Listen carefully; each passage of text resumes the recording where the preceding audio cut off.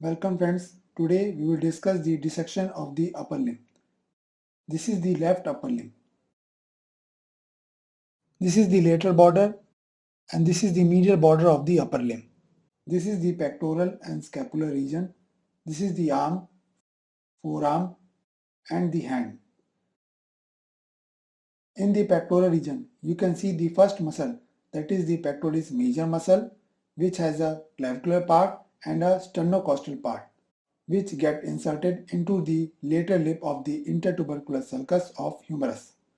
Below the pectoralis major muscle, we can see the pectoralis minor muscle, which arises from the third, fourth and the fifth rib and get inserted into the coracoid process.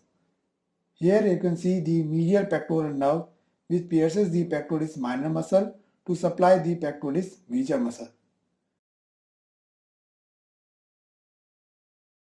Now in the scapular region, this is the serratus anterior muscle which arises from the medial border of ventral surface of scapula.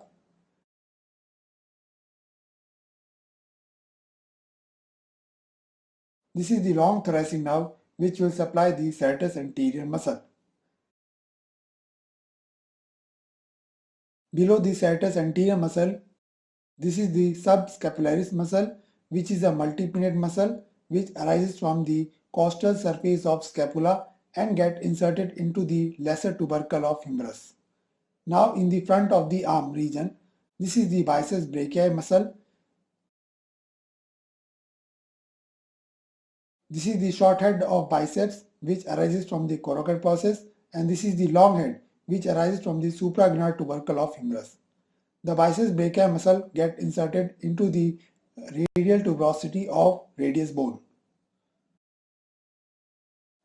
Below the biceps brachii lies the brachialis muscle.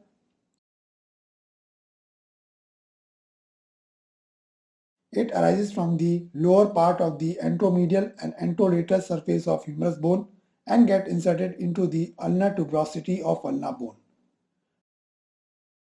Now this is the coracobrachialis muscle, which is pierced by the musculocutaneous nerve branch of lateral cord. The coracobrachialis muscle arises from the coracoid process and gets inserted into the middle of the medial border of the humerus.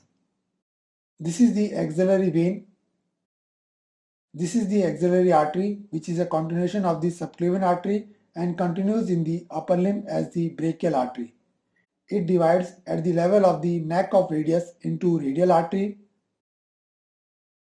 and a ulnar artery. This is the median nerve.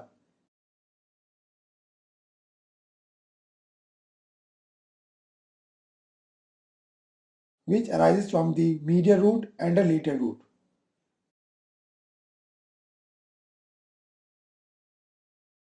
This is the ulnar nerve, which will pierce the lateral intermuscular septum and then lie posterior to the medial epicondyle.